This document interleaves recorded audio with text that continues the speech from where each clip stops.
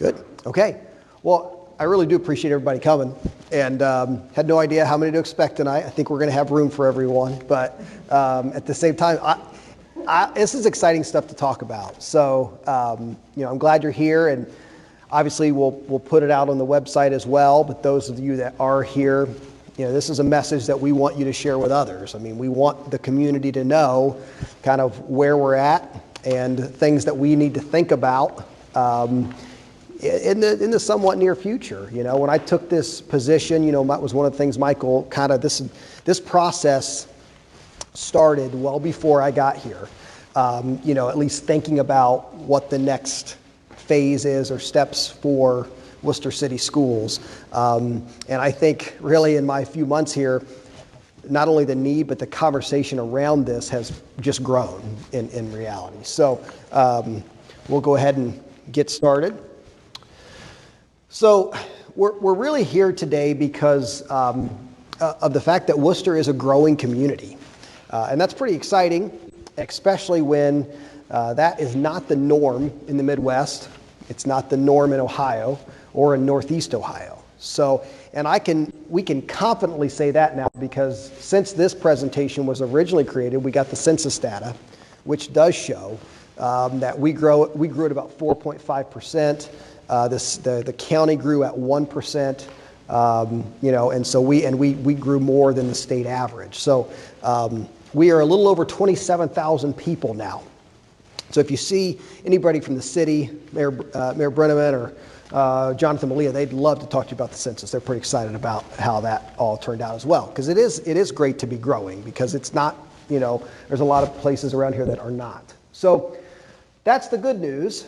The bad news about that is, though, you have to, or I don't know if it's bad news, but you've got to prepare for that with our schools. So if we get some of the growth that's already here and then some of the continued projected growth, our current facility structure is going to struggle to house our kids. So, 10, 15 years ago, this conversation was the opposite, right? As we closed some buildings, which we'll talk about a little bit more, we moved 8th grade to the high school because of the space that we had available, changed the structure at Edgewood. Well, we're kind of at the other end now. If you're really wondering what that looks like, you could probably go to any of our elementaries, but just a great example. If you go to Keene right now, during the school day, there is not a classroom available.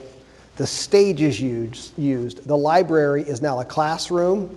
It's also where 2 certified people that work with our special ed kids keep their office or their space, and our library aide still keeps her stuff there and then has to use library in all of the different rooms. So it is definitely something that we need to work through and consider, but we want to do it well. So aging facilities is another part of this. One thing I think is impressive about Worcester, we do a really good job of keeping our facilities in good condition. But it's no secret outside of the high school that our buildings are definitely, older. And so at some point, okay, they still work, but are they efficient? Are they best for kids? Are they providing the best opportunities for kids as kids learn to live differently than they did in 1960, which pretty much most of our buildings outside of Cornerstone were built in that late 50s to late 60s timeframe. So that comes into play, the Ohio Facilities Construction Commission. So that is state dollars, and they provide support for all school districts based on their determined level of need. Okay, so most school districts that build new buildings are smart if they can. Now they can't always do that, but that they get some financing or funding from the OFCC to offset the cost. Okay. The first thing the OFCC does to determine if they would like to provide support is they come in and do an audit. And they try to determine that if it would cost for any of your buildings more than 2/3 of the full rebuild price to renovate, then they, at that point, suggest a rebuild, and they will provide funding for a rebuild. Okay? If they came into this high school, which we did it, the high school doesn't qualify for a rebuild, nor should it, right? So if we wanted to build a new high school, they wouldn't provide funding for that. Okay? If we wanted to provide a new elementary school because of Melrose and Parkview, they would say that renovating those to meet the needs of the 21st century learner would be more expensive, or at least more than 2/3 of the cost. Okay?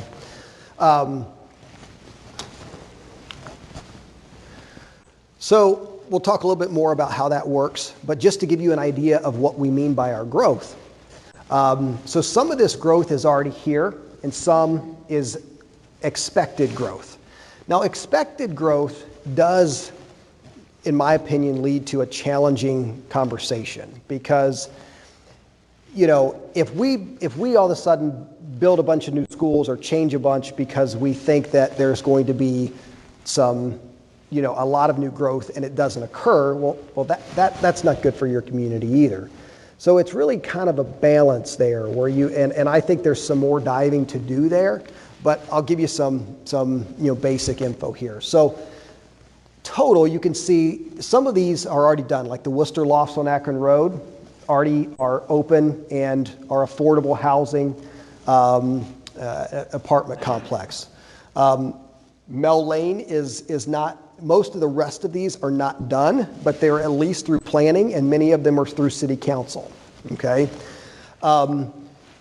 As of the time I took the job, when this was Michael Teff's presentation, we had 500 new units expected within the next 3 to 5 years. Okay. Now, since I took the position, there is an additional 183 total housing units that are expected to be built within the next 3 to 5 years, including, probably in my opinion, from a school standpoint, the most impactful development on here, which is a Ryan Homes development right after the Nazarene Church there on Oak Hill. And why do I find that one to be the most impactful? Because that's going to be a place where kids live. Right, and probably larger homes with lots of kids, right? Be the kind of place I'd have to move because, enough kids there. So, so at this point, 683. Now the census tells us, and this is where I think we have to be careful, but at the same time, we do have to use it as part of our planning. The census tells us that for every housing unit that is built in this area, you should project 1.4 students to live in those homes. So if all of the houses that are built involve either students from our current district or new students, and then their houses are filled with obviously new families, that would be about almost 1,000 kids. Now, I'm telling you, I don't believe we're going to grow by 1,000 kids in 3 to 5 years, okay? But in the long run, if all of those houses are filled, and then the houses that people move to, so for example, one of the units that is on Oldman Oak Hill, which I'll talk about more as well at the end here with some land swap issues, there's an apartment complex and there's a 55 and older assisted living, kind of like a flexible living with assisted living and independent living. Well, you might say, well, they're not going to have kids there. Well, that is true. But they probably already live in Worcester, and they're going to sell their house to move into that development, and then their house would have the potential of children, right? So it's whether we can say it's going to be 1,000 kids, all we can say is I think it's definitely pretty fair to say that it's definitely projected growth, and we also have some aging buildings. The OFCC is saying that it's not financially smart to renovate those. And so we're kind of at a time where it's good to have this discussion.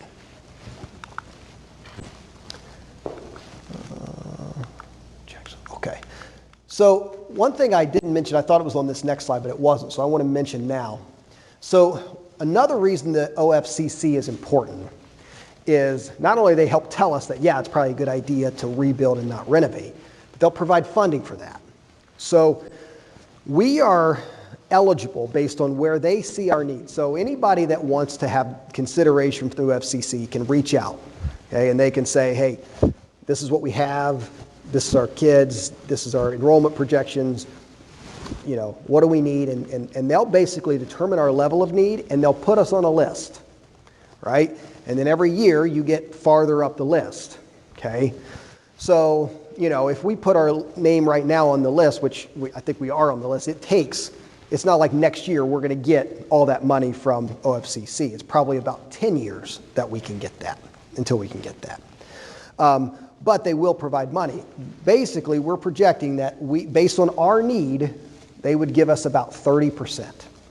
So when you're talking about a project that could be 50, 70, probably at least 75, maybe almost $100 million by the time it's all the way said and done, that's a significant amount of money, right? So not only is it important the UFCC helped us know that, okay, this is probably something to consider, they're also a big financial part of that. And I think that's something that whenever, this could be years that we finally actually go do this, but whenever this actually occurs and we do this, that we have funding to make this more affordable for the people of Worcester. So what is a master plan? So businesses use master plans, cities use master plans, schools use master plans.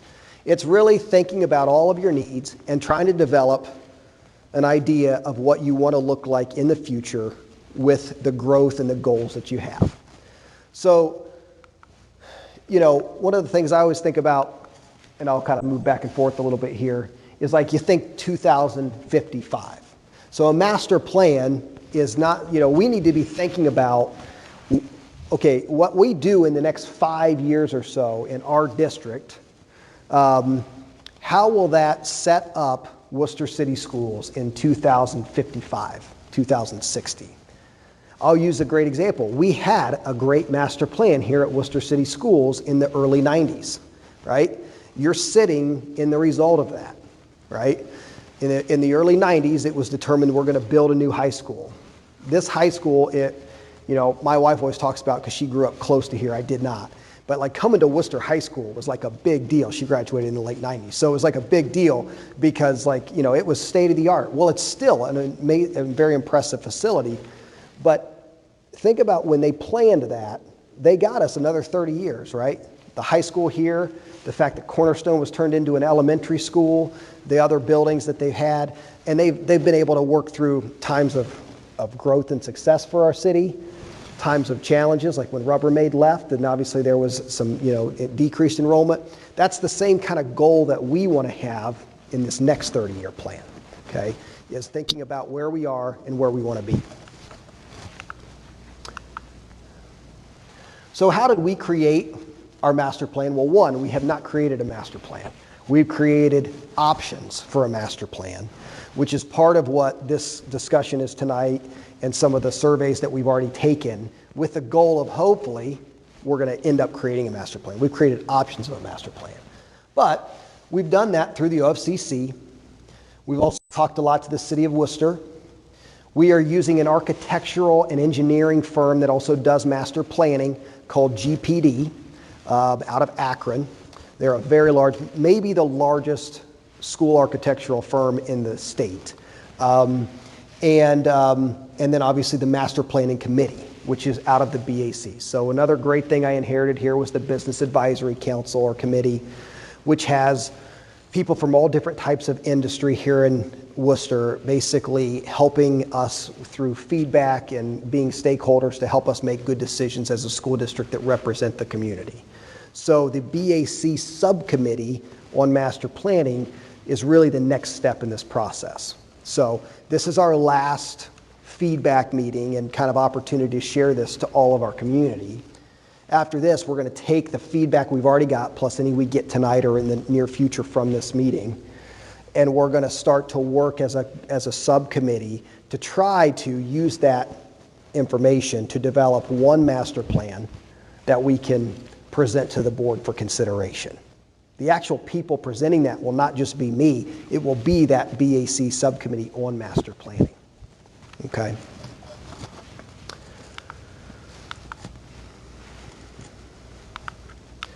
So some of the main things that became decision points that we ask our community, and you feel free to share as well here today, is I think there was really three. So obviously the one thing that we have to agree upon at some point is that we need these new buildings, and when we do, okay? Just because we have projected growth doesn't mean that we should go ask the community for money on the March ballot and that we should just start building buildings. We need to make sure that we're ready for that, we're financially ready for that, that our need is truly there. Really what we want to do is we want to make this master plan ready so that whenever we do feel as a community and as a board that it's time to go build new buildings because of where we're at, that we're prepared to do so. Because it's a process, and it's not like you just want to just be, okay, now we're going to start, and then in 3 years you're really ready. You want to be ready for that when it's time. So that's really what the master plan's about. The three main questions that we ask the community and have kind of been good discussion points for us outside of just whether we do plan for this is how do we want to position our district? What do we do with Cornerstone? And how does grade level configuration factor in the decision? So I'll explain all of those. So one of the first one here, and it's a discussion, almost every place that builds has this discussion, and there is no right answer. And every community is different on really where they end up weighing in on this, is do you want neighborhood elementary schools or do you want grade level elementary schools? Okay, so neighborhood elementary schools is more what we have now, right? Now we have special education units and some specific things that we offer in specific elementary schools that we do send students with certain needs to different elementary schools. But by and large, 90% or more of our kids, unless they request a different school, go to the school based on where they live. Okay, so if you live, on Parkview Street, you're probably going to go to Parkview, right?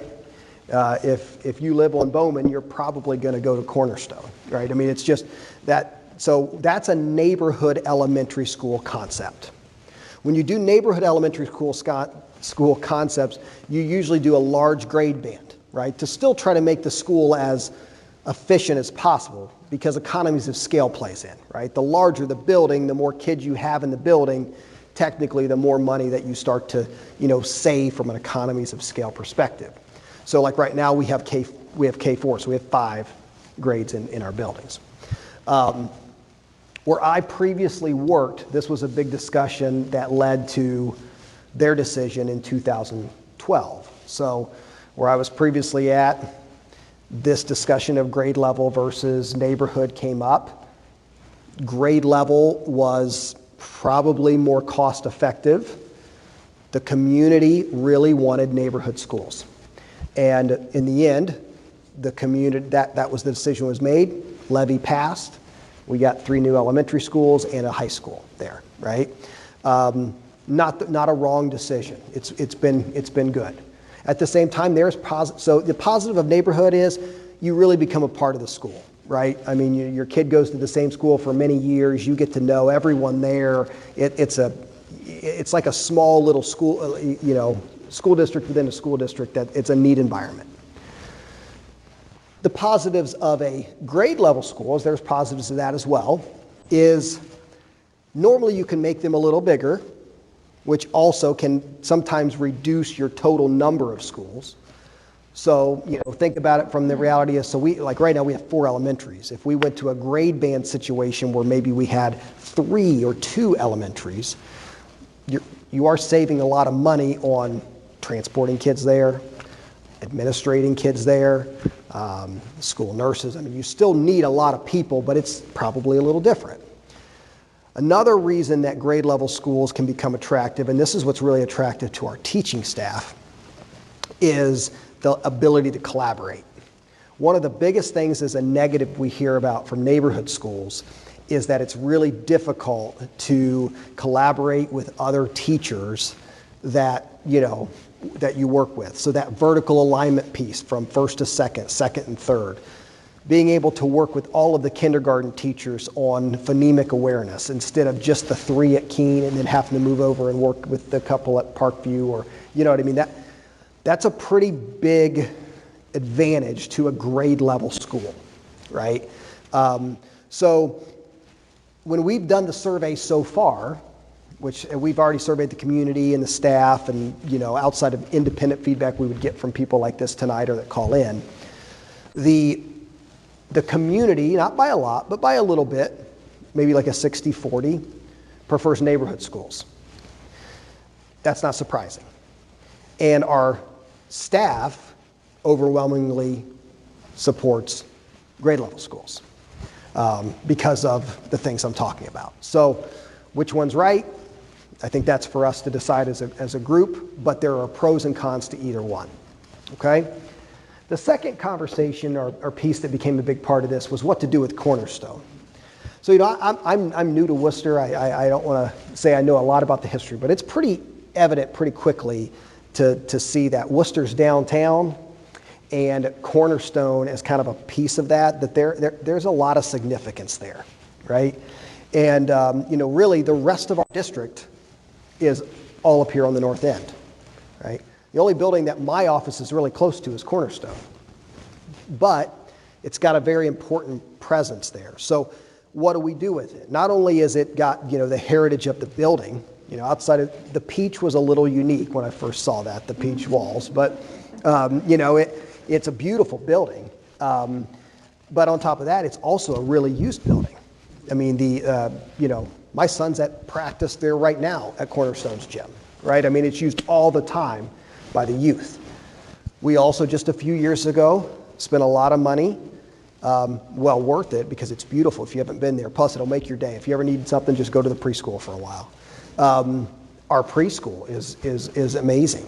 It's been totally renovated underneath the gym there. You know, it is a space that is great to use. So do you want to get rid of that? So, you know, I mean, if you totally just said, okay, yeah, we'll build everything where all of the rest of the schools are, you're losing a lot of history.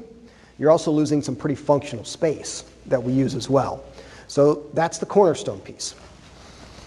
The third part is if you do go grade level, there's all kinds of options on what you do grade level, right? So you could go pre-K 1-2. You could go, you know, pre-K 1, like a true primary. You could go pre-K 4 and then a 5-7. You can go, you know, we could go back to a traditional middle school and bring the middle school back to another building. There's all kinds of grade level configurations that aren't wrong, but just all have advantages and disadvantages, right? So that's the third part is, if you do go with grade level configurations, what are those configurations?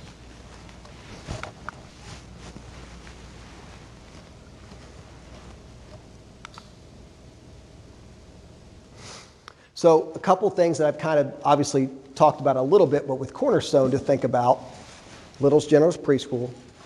Also, you know, Cornerstone is in the area of town where we do have, you know, Worcester's about a 50% poverty district.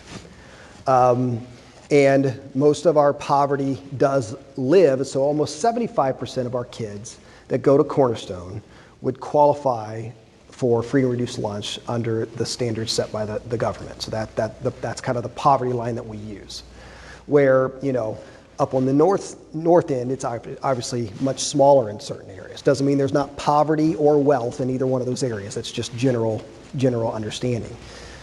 So taking a school completely away from that area where it's convenient and easy for people to access is also another factor of Cornerstone. You know, one thing that's great about it is it's easy to access. Cornerstone often has a lot of things they do outside that they offer, you know, different things. And why? Because a lot of people can walk there, you know, and there's a real value to that. Speaking of that, you have the Play Lab. You know, the Play Lab's 5-year anniversary is coming up here on the 19th of September. They're having a little ceremony there on the 19th from 3 to 5.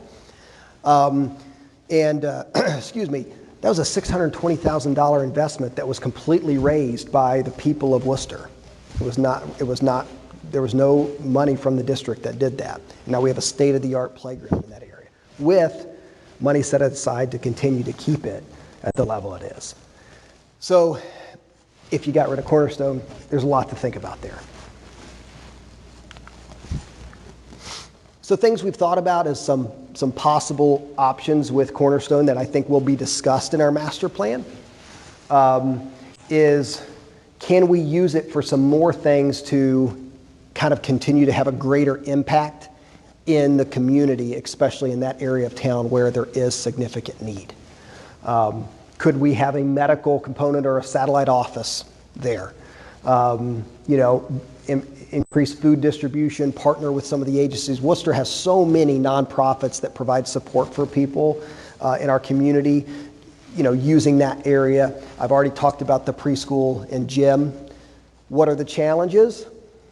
The challenges are obvious. They're one, it's far away from the rest and really for a lot of our community lives and where the rest of the schools are. On-site parking is very limited. And traffic flow can be kind of a mess, especially if you experienced at the beginning or the end of the day. Mr. Vizo and his team do an amazing job of making it work, but it's complicated. So, based on the land, as that's a very landlocked area, there's only so much land there, we would probably need a 2-story structure, because in the end, probably this conversation at some point is not to keep Cornerstone the way it is. It's probably to use the location, keep parts of Cornerstone that are still really used, and make a new building in the area that is appropriate for the 21st century learner for the next 30 years. Right? That's really probably the long-term goal. And maybe try to use some of the history of Cornerstone within that, which architects love to do that kind of stuff. So we've talked a little bit about grade level configuration. In general, when you think through this, you can kind of think about 300 students per class. We're a little under that right now, but again, we're projecting some growth. So, we're about 3,500 students right now. 300 kids per class is just almost at 4,000.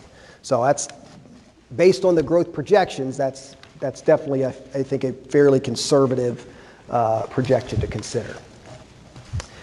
Economies of scale is that whole concept: the larger the building, the more economical. I'll just use administrators as an example because it's really, you don't build buildings to reduce staff. That's a terrible idea. But the reality of, if you have a middle school so Brunswick's a good example of that, right? So Brunswick had 3 middle schools, and they just built the biggest middle school I've ever seen. And now they have 1 middle school. So they went from 3 principals, multiple assistant principals, to 1 principal and the appropriate number of assistant principals. So that's economies of scale, right? You're driving all of your kids to the same place. You're saving on, especially if you can get the right place, transportation, mileage. There's all kinds of positives to that. But there's also negatives to economies of scale, right? I mean, I think that, not everybody is going to love a building that would have, at Brunswick, I think, is an example. There's positives to that building. Negatives would be, you've got almost 2,000 kids in a middle school, right? So, it's just, there's pros and cons to everything that you want to think through. So the committee, which this work was done last year with GPD, the architectural firm, and with the BAC Master Planning Subcommittee.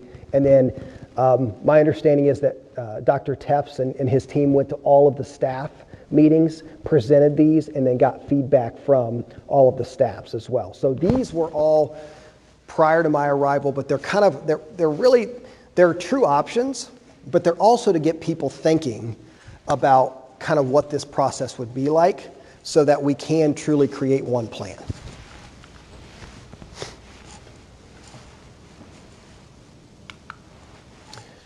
So there's 3 master plans I'll show you today, and then we'll kind of talk about a few things here at the end. So this option would be a 3-building plan.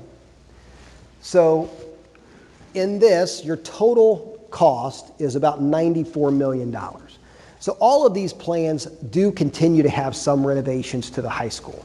Not a new high school, not like a big addition onto the high school, but continued renovations. The high school is 30 years old, so it is going to continue to need work. Now, one thing that's been extremely impressive to me moving here is the community's support of keeping this high school nice. Several years ago, the community passed a permanent improvement levy that actually will extinguish in 2022 that provides about $1.5 million each year to do exactly that, permanently improve your facilities.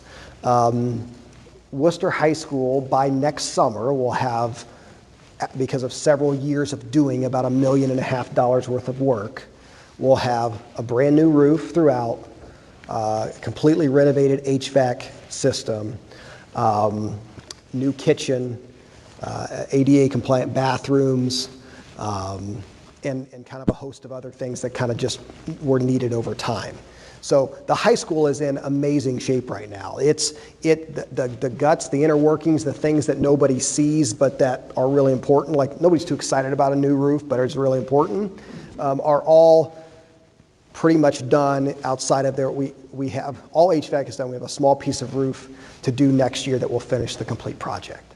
So the high school is in good shape, but in the next 30 years, when you're talking about master plan, there's still going to be renovations and things needed. So this option has a pre-K 4, okay, which would house about 1,600 students, a new middle school, a new Edgewood or whatever we would call it there at 920 students, and a renovated high school. So it would keep our structure. Basically what this one would do is it would put the neighborhood elementary schools into one, right? That's a pretty big elementary school. There's a lot of financial benefits to that, and there is some other benefits of, I mean, you think about what teachers could do from vertical alignment at the elementary grades. We have a PD day next Tuesday. That's the first opportunity that all of our teachers in certain grade levels will be able to be together officially since last year, and it's going to be for a short time on one day, right? Still valuable, but you could do that all the time, right? If you did that, you would probably obviously demo the current buildings that we still own. So all 5 outside of the high school would be removed in this one. So that was plan 1.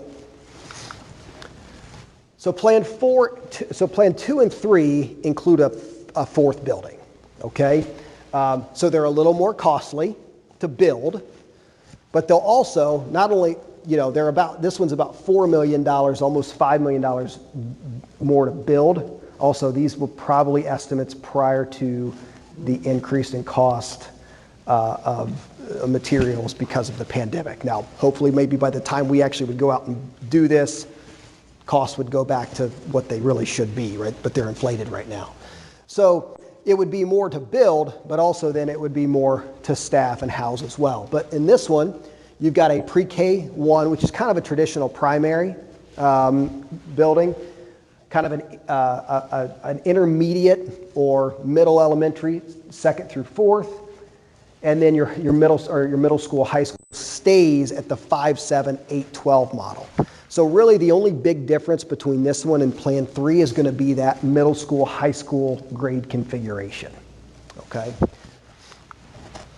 So option 3, again, keeps a primary building, but it goes a little bit more, 2 through 5, so you get more grade levels, and the purpose of that is then you have a traditional 6 through 8 middle school and 9 through 12 high school.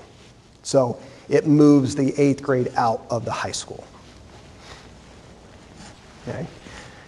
That one is the most expensive, just because you're still going to have to renovate the the high school, and your true middle school will also need a lot of the athletics and things like that that you would obviously need to do a true middle school in that facility. So before I move on to kind of, is there any thoughts or questions on these 3 plans? Have we had any input from suggesting other plans? Nothing's, no, we have not had, so on the next slide is, the question was, kind of, what is the suggestions for the fourth master plan? No one has submitted like hey, here's a better master plan. Most of what we've got right now is just the survey results or feedback on a specific part. Primarily the feedback we've gotten on a certain part is the importance of keeping a presence at Cornerstone. And what I can tell you of the three plans, now again, remember our initial survey results still have neighborhood schools winning out by a little bit on the community side. But overwhelmingly on the teacher side, or not just the teacher, the staff side, it was grade level schools. So they did these plans, yes, they did them not as a neighborhood. All three are not neighborhood based, they're grade level based. But of these three, okay, survey results, this is the most popular one, which is moving back to a traditional high school and a traditional middle school.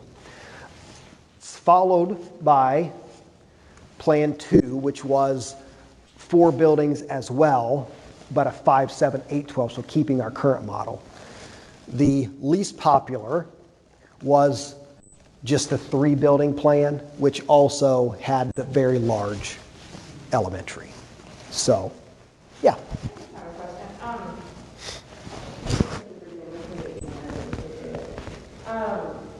So these would all be campus? Yes. All 3? Yes. Yeah, so exactly. So, and that's, I think when we meet as a master planning committee, that's still going to have to be a discussion. I don't think it's an automatic that, nope, we left neighborhood schools out completely. I think that we need to discuss that. Part of it not being here, not knowing how that all kind of got to this point, but seeing those results, I think a lot of that weighed heavily on the feedback of the employees. Because it wasn't overwhelming like 80, 90% of the community wanted neighborhood. It was pretty overwhelming that a lot of the staff wanted grade level.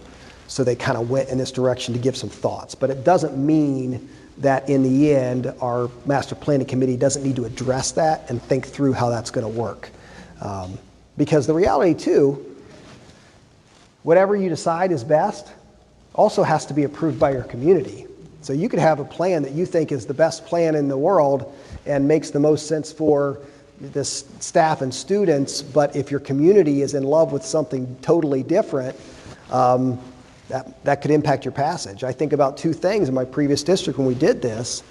The neighborhood schools won out, and we built a gymnasium that we've yet to fill outside of graduation ever. But the old gymnasium at that old high school was a big part of the community. And so they spent extra money in that plan to build a high school gymnasium that would rival or beat the previous one. Probably it helped pass the levy because there were people that was really important to them, right? So it's something to factor in. So do we know more or less where we stand enrollment-wise from 10 years ago when we did close 2 schools?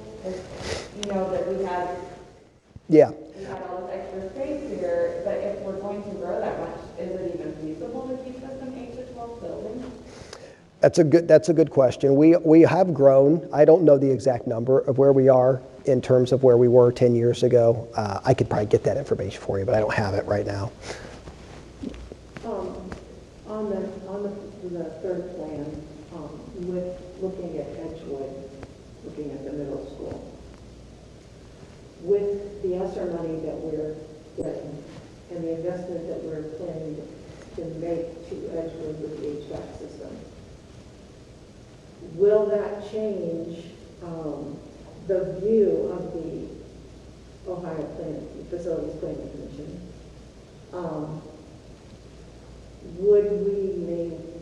Could we possibly then renovate? Yeah. What happens? We're going to make that investment. It's going to be considerable. What does that mean for the big picture? So good. So Ms. Herman's question. And I wanted to address that anyway. So it's a good time to do it. So and then Dr. Keating will get to your question too. You've heard it if you've paid attention to the board meetings a couple times this summer. We've talked about ESSER money, and air conditioning at Edgewood Middle School, right? So the ESSER money is federal funds through the CARES Act and other, federal kind of recovery things that occurred due to the pandemic. ESSER 2 and 3 are much more restrictive than ESSER 1. Like literally districts are having to figure out how to spend this money. That's a good problem. Nobody complains about that. But it's a little more limited to what you can spend it on. One thing that you have to spend at least 20% on is kind of recovery or remediation programming for students. So the summer school that you just saw and will continue to see in future years was all paid for by ESSER funds, okay? But the other 80% can be used for remediation purposes, but it also can be used on things to kind of protect against this pandemic or future pandemics. And so air quality is one of those, all right? And so air conditioning fits very nicely in the ESSER model of funding. So you kind of think of it like this. I mean, I think about it just from me as a superintendent. I walk into a community that passed a levy a year ago in supporting their community. And I walk in and now there's free money to do air conditioning. It was a pretty good, I know it was a pretty good first, time to be here, because air conditioning is, just like in your own home. You really want it done, but it's not an exciting thing to do until you feel that heat, right? So we project that to completely renovate Edgewood's HVAC system, which the positive of that, to do that, you have to put in new ceilings. While you're there, you might as well put in LED lights. It really will give Edgewood a little bit newer look. And on top of that, obviously, it'll make it a lot more comfortable. Is projected to be around $6 million. And we project between 6.4 is what we initially thought. They kind of keep changing it a little bit. But right around, we think that currently we can pay for our entire HVAC project at Edgewood without using general fund money, which is pretty amazing. So we are planning on, right now, we are moving forward with planning on that. In the end, obviously, the board will have to, vote on those bids and going out for bid and all those things. But we are in the process. We're meeting with our architectural firm. They are getting the plans together with the goal of hopefully electing a CMR who would run the project, and that we would have a lot of it done in year one, about 80%, and then we'd finish it in year two. So by next fall, many more kids at Edgewood would be comfortable, and in 2 years, all of the kids at Edgewood and the staff would be very comfortable. So I think it's definitely something we want to consider. Now, you may say, obviously, it's free, it's money that we didn't plan, so that's helpful.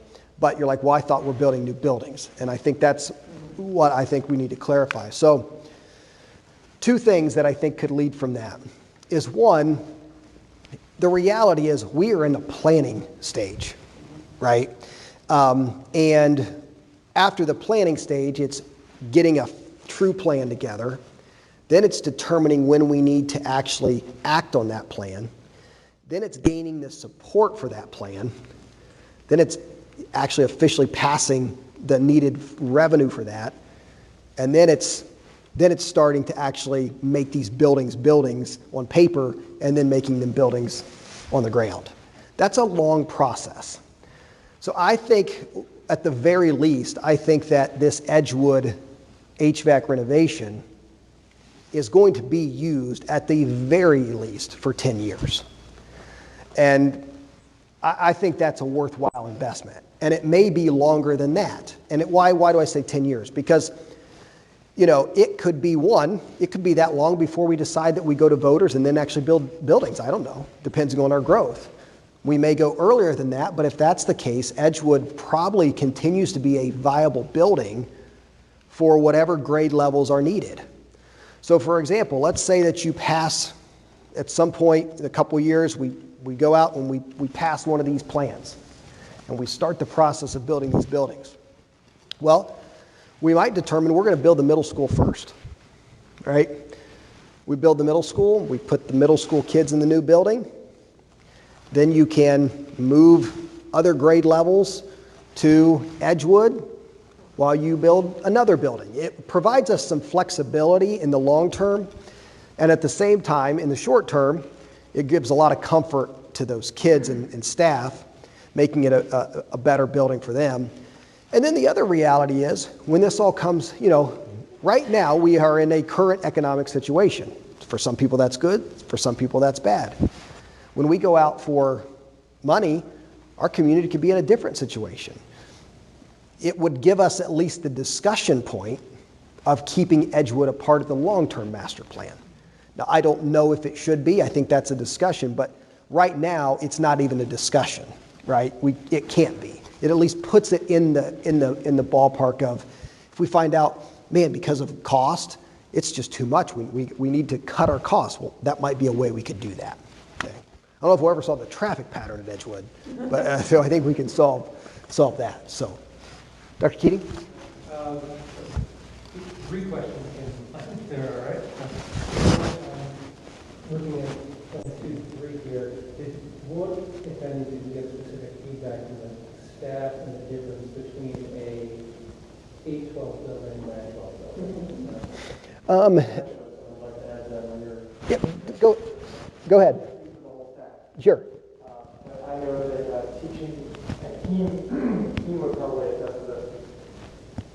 I don't know what the formula is to figure out how many students you put in a building and how many rooms, but when every single room is full, it does make teaching very difficult. There's often times where you've got a group of students that are going to be taken out for have lead to them or something, and if you don't have an empty place to go, you spend 10 minutes finding a spot, or you end up having, it makes it very tricky to schedule people. So whatever formula they have, I hope it doesn't assume all rooms are full. I think that should never be the case. So I actually prefer Plan 3 because it has the least students in each building. And I'm sure the Keene elementary teachers teaching on the stage would love to have some place to go. And I know I teach a lot of inclusion science classes, and we might have an intervention specialist in the room, but that doesn't help when you need to have individualized instruction in things places. So, like I said, I'm not sure what the formula is, but as far as fitting the kids in, I would prefer to be more roomy than cramped, especially if we're expecting growth. So that was my... And that was exactly the discussion that took place when we made this change. I think generally the staff was not happy about the change. There was a lot of discussion about empty space. We did not see that much empty space. But the class sizes were down the year that we made that change. And therefore they wanted us up to 1,500 kids in the building. It did impact our teaching. It impacted our ability to find a place to take a kid to do any pull-out work. And I know financially it probably looks like a waste on paper to have a schedule with an empty classroom and no one physically scheduled to teach out of that room, but it's really a very helpful thing. And as far as class sizes go, as a science teacher, the National Science Foundation does not recommend teaching in a lab over 24 kids. Yeah. Every chart you see, safety and injuries go up exponentially as soon as you get to that 25th, 26th student. So a science classroom with 25 kids in it is more dangerous than 23. And I know that's 2 kids, it doesn't seem like that big a difference, but when you have 24 kids and 12 Bunsen burners, and it's a busy day. Well, and you want to be able to do that with the students. And when you put 30 or kids in a room, I personally don't feel comfortable, and we would probably run less labs. Plus, there's the age difference, that was a huge controversy when we moved 8th graders to the high school. We've got a middle schooler, technically a middle schooler, with a high school senior. There's a lot, we all know, anybody that's had teenagers or spent any time with teenagers, there's a lot of developmental things that occur between 8th grade and 12th grade. So that was a discussion that we had too. That's one thing I actually like about having the 8th grade here. They take robotics. There's more options available to the 8th grade students that they wouldn't have necessarily at Edgewood. But it would be nice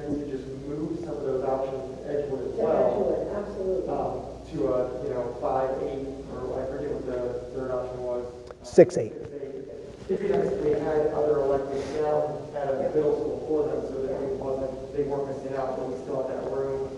So I'm sorry, I got you off. Go ahead. No, that's okay. So, yeah, I'm saying there's certainly opportunities for the eighth graders to be involved in some stuff with robotics and drama and you know, more inclusive classes or things like that.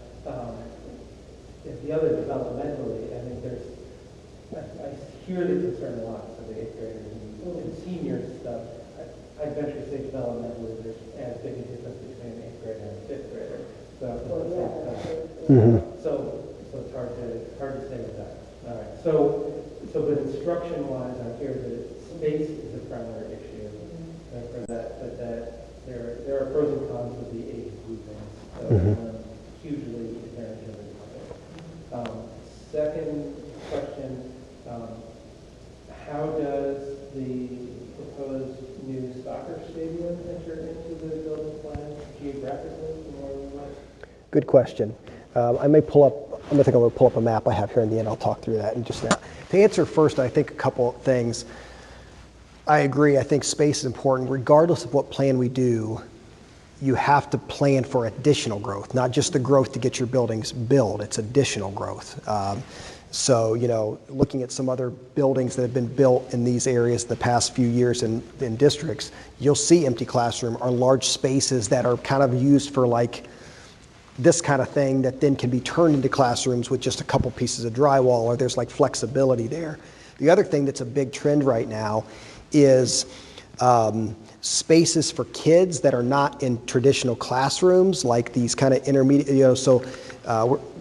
previous districts was building an intermediate school. So a lot of the concepts had classrooms, and then it had like a shared, like kind of space for those classrooms, like a pod where small group instruction could happen. They could kind of be out there if needed, and so that's a big part. I think that you'll see whenever and whatever we build. I think you would see that in a lot of architectural plans right now. Is that's kind of that 21st century concept. Yeah. Just having architectural plans, I would probably premature for this stage of the planning, but I know when high schools built, a lot of teachers were consulted for the design of the rooms. So I started here in 2010, and I was in a room that, I forget, maybe Snyder, one of these teachers that have been here, had designed when they came over from Cornerstone.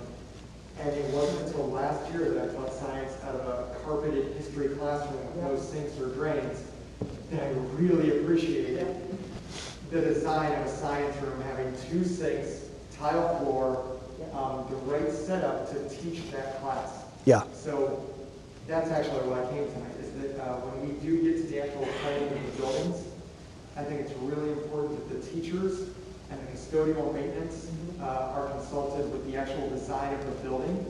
And then this is just a recent thought, after our police officers came today to talk about Alice, this school wasn't set up necessarily, public, I guess, but it wasn't set up for a time when school intruders. We had to build a wall between the adult and the cafeteria. So that was a poor design to have an immediate public access to the largest group of students we have. So I think the police, or Worcester Police, should be included in the design of the school building, because we do live in a time now where that will be important.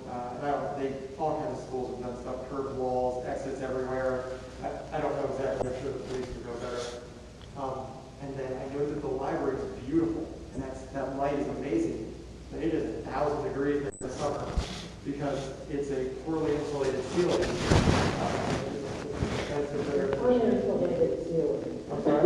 It's an uninsulated. Well, that's what I mean. Glass is not a great insulator. It's like a magnifying glass. So that's just my biggest request, is that when we get to the stage of actually planning the buildings themselves, to consult the people that work in them and with them every day. They know little things that would be super helpful for the next 40 years of working in that room or building a school. He makes a very good point, because that is true. Every single department plans their own rooms. We were all in departments, so you were close to everybody that your neighbors talked the same thing you did. It made it easier for the kids to find their way. And we were equipped. I had bookshelves all over the place, in my classroom. He had sinks and drains in his classroom. But when the 8th graders came up, all of that went out the window. None of that came. The science department, I think, was the only department who got to keep, when the 8th graders came up, the only ones who got to keep their own original planned areas. So that was really hard too, because you had to, I mean, I know you don't own the room, but Yeah. I'm living in a room. Well, and it's a good point, and I can tell you, I would hope, I think most architectural firms, that becomes a big part of what they do. You know, from previous experience, I mean, and really they don't just gather that feedback from, so there was like different layers of like involvement from full community, like anybody can come and share, and then there was like, you know, different tiers of like truly designing the instruction with teachers and curriculum people and stuff like that. It definitely is something we would need to do and want to do. The only other thing I had on the whole middle school, high school, I think regardless 8-12 or 9-12, a shared campus is at the very least has to occur, because so many kids that are in 8th grade are taking high school classes. That flexibility, when if you truly had to move them across town, that becomes very logistically challenging. So at the very least, it needs to be on the same campus and probably even, you know, in the same building, or not in the same, but do it at least on the same campus. So, Becky, I want to click that. That's what. So, and I'll talk about the tip in a minute, but I'm going to use the slide to answer. Can you flip that for me, or is that possible? Oh, this is Furlong is the tech person here tonight. Yeah, I think maybe if you do that. So I'll start kind of answering your question, Dr. Keating, as we go. So this new soccer field that's kind of is in process of being developed is really, it's the first step in the actual overall master plan. So we don't know in the end of where all of this lands in the master plan, grade levels, this and that. But I think we all at least would say whenever we do build a new building, the middle school will be on this campus, right? Even if we got no more land, we would probably be able to figure out a way to build that middle school on this campus. So by having the soccer field with a track, the thought right now is to make it a 8-lane track. You ensure that moving forward, you at least have the ability to use that for middle school athletics, soccer. It creates a lot of flexibility.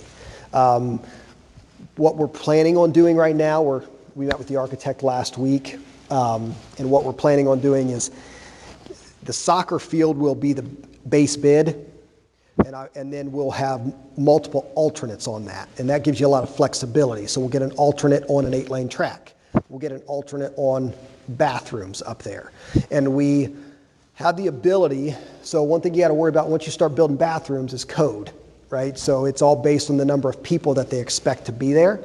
But because of its location in proximity to the high school restrooms, we have some more flexibility than not. So we'll get an alternate with restrooms.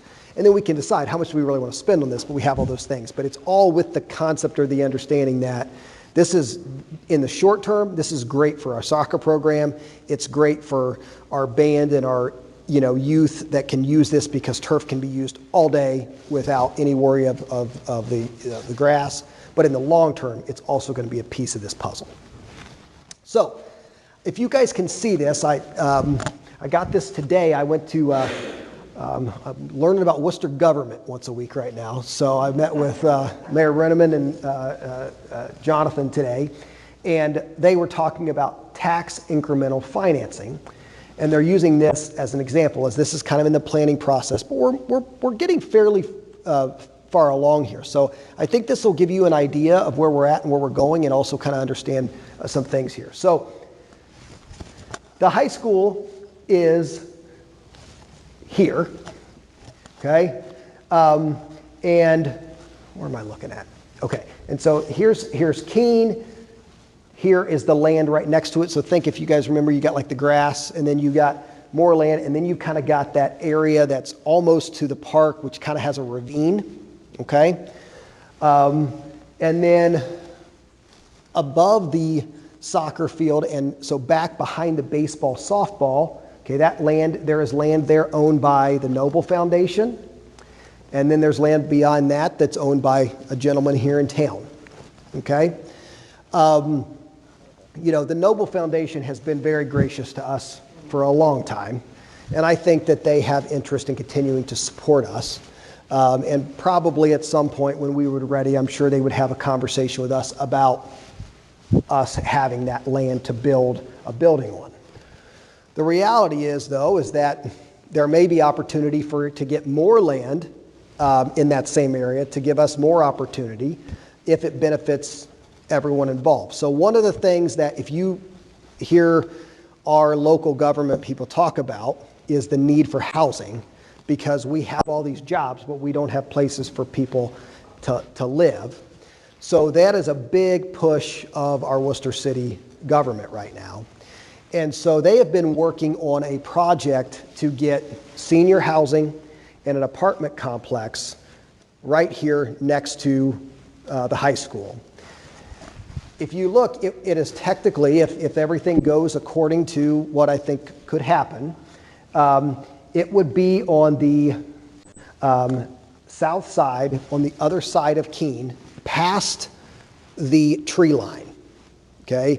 That would basically, we own that right now. The school district does. Good example of the Noble Foundation's grace. They pretty much gave that to us, that was theirs originally. They already gave that to us.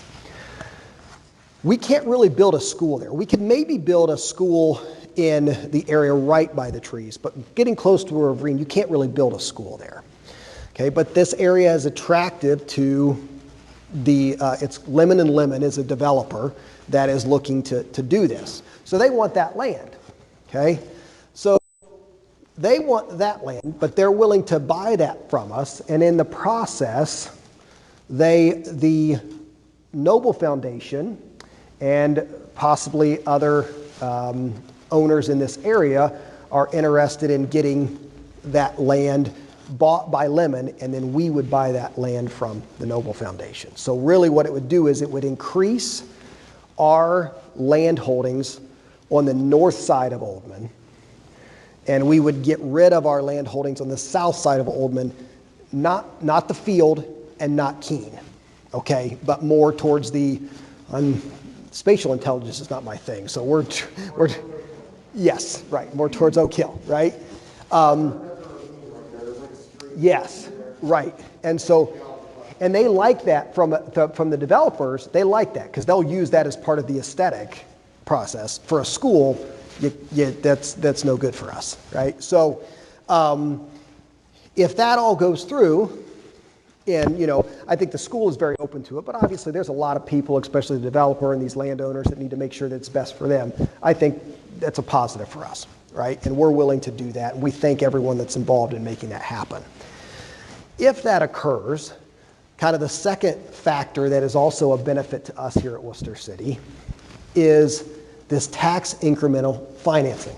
Something I did not know even existed until I came to Worcester. It's kind of like a tax abatement. It's the same concept. It's to benefit and grow industry and grow residential. But instead, it's kind of like you use the tax money specifically goes for specific purposes, and everybody in the TIF agrees to, and it allows to kind of share that cost and get things done affordably and efficiently. So one thing that's not a surprise to anyone here, even if we keep our schools only the way they are and Ryan Homes come in, or even if they didn't, Oak Hill and Oldman are very busy roads. There's been a lot of talk for years of putting roundabouts at both the Milltown Oak Hill and the Oldman Oak Hill locations. Roundabouts are, I think, about $15 million each, is what Jonathan said today. And so they're, I could be very wrong on that product cost though, so the city might be able to answer that rather, because part of me thinks maybe it was 1.5, but it's expensive. And so that would pay for it. The sewer lines, especially with any kind of growth in this area, plus the new development, need to be redone. That the TIF would pay for that. You think about from our standpoint as a new school, if we build another school on this property, connecting a sewer line from Oldman Oak Hill back to where we would probably build by baseball, softball, or even right there by the new soccer field, that's probably $1 million, probably at least $750,000 to do that. We would be able to offset that cost. So the TIF is a very economical thing, and everybody kind of benefits as a part of this. So where we're at is we're in support. That's where we're at. Where this goes through the Planning Commission, and Lemon has to decide to do that, and obviously all of the landowners have to decide that this is best for them as well. But at this point, as a school district, we do come out and support that. I think we gain some land in areas that we could continue to build our campus. I don't believe that this means that every single kid in Worcester City Schools goes to school on the campus between Milltown and Oldman. I don't think we have that kind of space. Plus, we also know all of our feedback says we need to consider the south end of town and Cornerstone. But it does give us a lot of flexibility to do what we want to do on that area for not significant cost. And at the same time, also benefit our community and gain some housing that's much needed, some road improvements that's much needed. One thing that makes Worcester, I can tell already here, is the collaboration we have with the city. And we all kind of can win in this if it works out. So we're definitely open to that. And I actually think some of this discussion actually goes to planning at the next meeting. Yeah. So the new soccer field is right next to the tennis courts. So if you're looking at the tennis courts, it's right to the left. So we have multiple fields there. It's the first one. So that's another thing, that the restrooms also benefit the tennis courts as well there. So, yeah. So I'm all about new facilities, but I am curious, what are we getting from the soccer field that we don't have in the current facility? I mean, they're playing soccer there, we're having practice there. Good question. So some of it's scheduling and flexibility. Right. So Edgewood is really not a good place to have track or football, and we have both there right now. Not usually football, but we have track. So it partly it really addresses that. Another thing it does, it's some of it, it's about freeing up the football field. Our youth doesn't have a ton of time to get up there. I mean, now we're thankful that we have other places in town that that use that, but because by the time varsity stops practicing, soccer has a game. Band doesn't hardly practice there right now, which is tough and that's hard for band because they need the lines in order to do that well. So it's flexibility. We definitely make it work the way it is. And I think if we weren't thinking, hey, we're also going to end up building another school on this location, I still don't think it would be a bad idea, but I think it's a better idea, because in the end, it's going to also really become kind of that extra space for our another building. One concern I have, spatially, because of that, is that one of the reasons to have a common campus between high school and middle school is for students to go back and forth.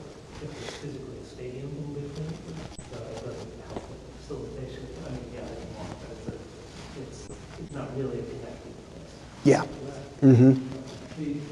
Another question I had too is, as you're looking at, there's Cornerstone being a southern hub potentially, is there any thought of moving even further south in town and acquiring other space there? It could be. I think that's something that the committee can consider. I have not had that discussion. Cornerstone kind of, the focus was if we're going to go south, we want to make sure we use that space. I don't know if there's been much discussion beyond that, but it doesn't mean there shouldn't be or couldn't be. So I was just curious. So I remember 10 years ago, that one of my bigger concerns and why I wanted us to keep neighborhood schools versus grade level buildings, because that was a consideration. Although it would be with the current buildings we have, is the transitions for kids. And I looked, there's lots of research on transitions are tough for kids. And so, and I'm, you know, two of my kids went through Cornerstone, so I have like a really strong feeling for those kids, and they would need more transition. Yes. So, is there a way you could, if you were to do the 4 buildings, could you fit 3 on this campus? Because I just think doing transitions is less of an impact if they're on the same campus. You know, they're not going to a completely different part of the town. So I would say, and again, we haven't got that far with planning with GPD, but if we gain not only the Noble Foundation land, but additional land on the north side of Oldman, which could happen with this TIF agreement, there would be no trouble in building 2 schools. The architects think with just the Noble Foundation land, which again, they haven't given to us yet, but they are very kind to us, and we would pay for it, but I'm sure they wouldn't be looking to make, you know, the most money. But we could build a middle school regardless. But if this occurs and we actually can gain additional land, it would not be difficult to build two schools. Now, road improvements are an important part of that, though. I mean, I can't imagine the traffic if we didn't change any road improvements, which is another reason why that's an advantage. And then, may I just ask, who else besides yourself is working with the Business Advisory Council? And maybe So the Business Advisory, it's the subcommittee of the Business Advisory, that really is going to be the next step. I don't want to be the only one. That's why partly I wanted to get feedback. And I think we even would be open to additional membership to that. And I think as we maybe get farther along in the process, one of the things that I want to talk about with that group is, as we go, are there ways that we can continue to keep the community either involved or provide feedback before we finally get to that final plan? So maybe we take some meetings and some discussion. Okay, here's what we've gotten some feedback. So we've kind of narrowed to this. Now let's go back before we go to the board. Bill Gantz is going to he's going to be the chair of that subcommittee. Rick Goodnight was and kind of stepped down due to other commitments he's doing. So, and that committee has parents, employees, but I also, if other people have interest, I think that there's no limit there. I did make a suggestion that I think it would be really important to have, and I'm not sure exactly who this would be, but somebody that knows, knows our most vulnerable population well, and what kind of services they would need, and what kind of impact different plans would have on them. If you check on the website, there's a master planning committee link, and it goes and it gives you the whole list of pictures. We've got tutors on there, we've got intervention specialists on there, elementary teachers. We've got representatives from all different buildings on there. So I think we'll be happy with. No, it's a good question. Yeah. You'll be happy to see the variety of people. There are a lot of them. There's over 20 on that committee. I think that definitely was the intention. The intention was to try to make sure that we have some good representation and feedback. But yes, it's not really the business. I mean, there are business people on it, but it's not just. That's just those are, I guess, what they've always called it. But good question. So, yeah. What is the current status of the ice arena? I know people were attempting to make that an indoor facility for a little while. That's not in our purview. It's not. The Noble Foundation has decided to keep that, and the school district is not, If it ever closes, it comes to us, right? Am I right, Mike? Yeah. But right now, the Noble Foundation is Sure. that. Thank God that got taken care of. Okay, yeah. Personally, I played hockey since I was a kid. Yeah. And you choose to live in a couple different areas in Ohio, Canton, Columbus, Cleveland, or Worcester. And so That's what we heard from all those parents. All 300 of them shut up. one of the stronger reasons I chose to teach in this district. Because I got hired in 3 different districts and chose this one, partially because of the ice arena. And I know there's dozens of families that live here or settle here because of that ice arena. So I think it is a strong community pull for this area. Yeah. Yeah, I know that was a discussion a few years ago by this district and Noble, but as of right now, there's been no additional discussion on that. Yeah. I feel like you already said that, but there's a lot of things here. Just with all three plans, I think the Cornerstone dollars were the biggest, were the largest dollars. And is that because plans are assuming some building there? Yes. Okay. So thinking about Cornerstone is some other use, but then also the two-story. Yeah, I mean, I think you could. One option could be simply to keep the gym and Littlest General's preschool and the play lab and get rid of the rest. But I think there's probably discussion more of putting something there that's student driven. That is all assuming something happens there. Yes. Yeah. Maybe a school, maybe not a school.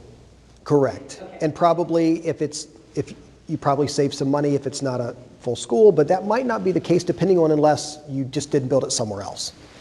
One last thing I'll say too, with the OFCC, so you'll hear words like ELP. So so what ELP is an expedited local partnership. And what that's going to mean is, so chances are, if we got 10 years until the OFCC is going to say, hey, your number's up, what that really means is, unless we wait 10 years, which again, that's a discussion and we could, but if we don't wait that long, we would pass our levy to build these buildings without OFCC money. And then when your number's up, they give you their money back. So let's say we did a $100 million project, they would give us $30 million when our number's up. So one thing thinking about Edgewood, going back to Edgewood, if you build in pieces, even if you pass one issue and you build in pieces, your last building could actually be cash flowed from OFCC. So that's what ELP means, and unless we have the ability to wait until our number is up, we would be in that kind of program. And you said that could take up to 10 years. Yeah, and I mean, and that, depending on state funding, that could speed up or slow down, but estimated we're based on where we're at on the list, probably around 10 years.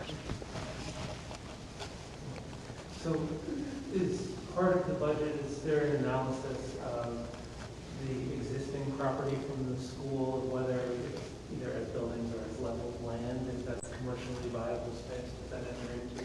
I don't think it has a lot to, the only thing we factored in here was the demolition of those, but the reality is all of those spaces, if we demoed them, we could sell the land, or if you look at the history of pretty much every other building, multiple of our old buildings are being used as, some Oaks Church, Wayne Community Action, if